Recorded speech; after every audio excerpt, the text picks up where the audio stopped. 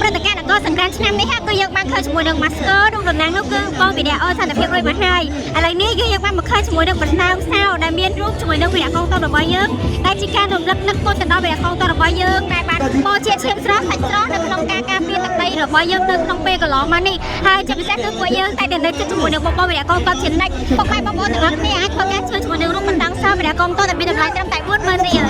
ពុកម៉ែបងប្អូនទាំងអស់គ្នាអាចមករកទិញបាននៅទីតាំងភូមិបរិបទបរិវេណសារិត្រីហើយដូចយើងបានដឹងអញ្ចឹងនៅពេលដែលយើងបានទិញជាទុកជារបស់អនុស្សាវរីយ៍គឺយើងបានការរំលឹកនឹកគុណទៅដល់វិទ្យាកងទ័ពជានិច្ចនៅក្នុងការពលីរបស់វិទ្យាកងទ័ពរបស់យើងហើយស្រាប់ជានេះទិញបានមួយហើយដើម្បីទុកជាអនុស្សាវរីយ៍អញ្ចឹងបងប្អូនរួមទិញទាំងអស់គ្នាណាដោយសារតែអ្នកមកមុននឹងបានមុនអ្នកមកក្រោយអាចទាំងអត់ទេណាចាជាមួយនេះទាំងអត់ហើយជាមួយថាវិការដែលបានមកពីការលក់នេះបន្តផ្សាររូបវិទ្យាកងទ័ពគឺយើងនឹងធ្វើការបរិច្ចាគជូនទៅដល់បងប្អូនវិទ្យាកងទ័ពទាំងអស់តែម្ដងហើយចំពោះការលក់នេះបងប្អូនអាចជឿទិញចាប់ពីថ្ងៃទី14ខែមេសានេះតទៅ